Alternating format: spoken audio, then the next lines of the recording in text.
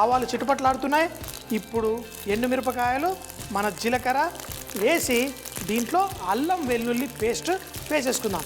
ఎందుకు అంటే ఉల్లిపాయలు ఇవన్నీ వేసి కుక్ చేసుకున్నాం, కానీ ముందు ఈ వెల్లుల్లి అలాగే ఇందులో కరివేపాకు కొంచెం కుక్ అవుతున్నప్పుడు ఈ నూనెలోనే మన పసుపు కూడా వేసేసుకున్నాం. ఇప్పుడు మనం చేసుకున్న ఈ పేస్ట్ చక్కగా పుల్లగా కొబ్బరి అన్నీ ఉన్నాయి. ఇందులో ఒక మంచి చట్నీకి కావాల్సిన గుణాలు కూడా దీంట్లో చాలా ఉన్నాయి.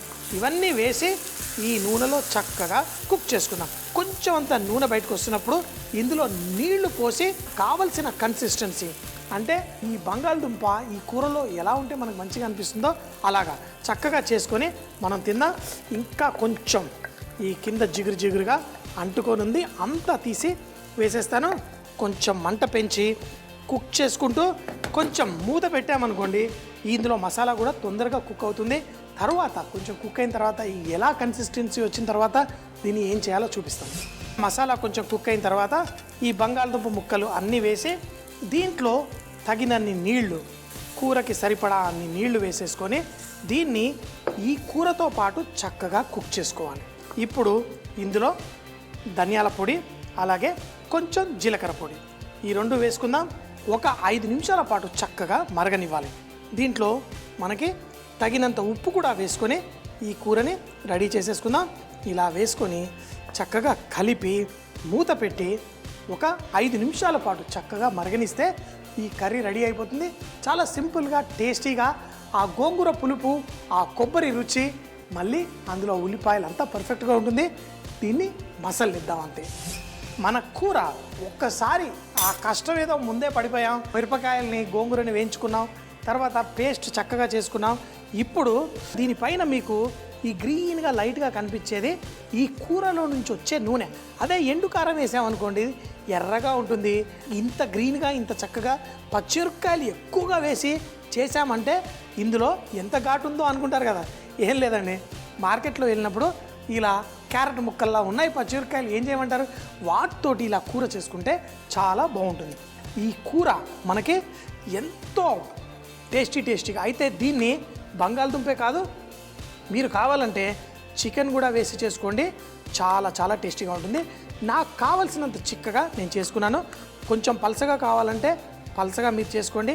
ఇది పర్ఫెక్ట్గా ఉంది.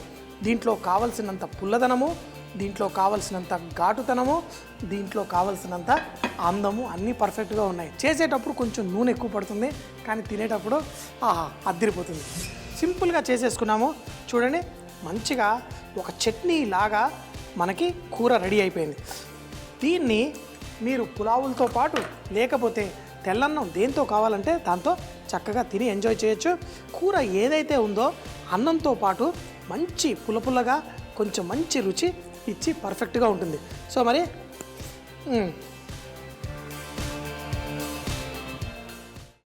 అమ్మా, అలాంటి వాళ్ళది నిజమైన ప్రేమ కాదు, అది వ్యామోహం. ఎగ్జాక్ట్లీ చిన్నత్త, నిజంగా ప్రేమించుకున్న వాళ్ళు అలా చేయరు. ఎంత మనసు విరిగిపోతే కన్న కూతుర్ని పట్టుకొని మా దృష్టిలో చచ్చిపోయా ఉంటుందా తల్లి? అది సరే అమ్మా, తన కూతురుతో తన మాట అనేటప్పుడు ఆమె మాటల్లో వ్యథ, కళ్ళల్లో బాధ గమనించావమ్మా? పెద్దబాబుకు బర్త్డే విషెస్ చెప్పు కూడా వెళ్ళాం కదా. ఊరికే ఎలా కాలిపోతుంది? మంట పెడితేనో పడితేనో తగలబడుతుంది.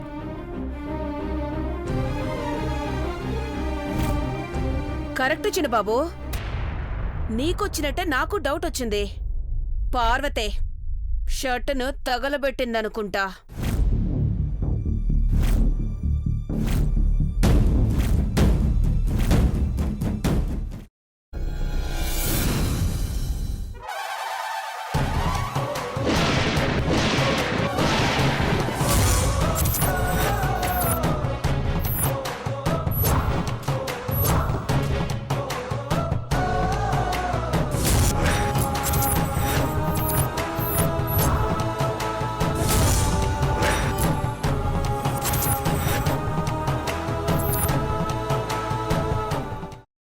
కున్న తర్వాత పొట్టు తీసేసి చాప్ చేసి పక్కన పెట్టుకోవాలి.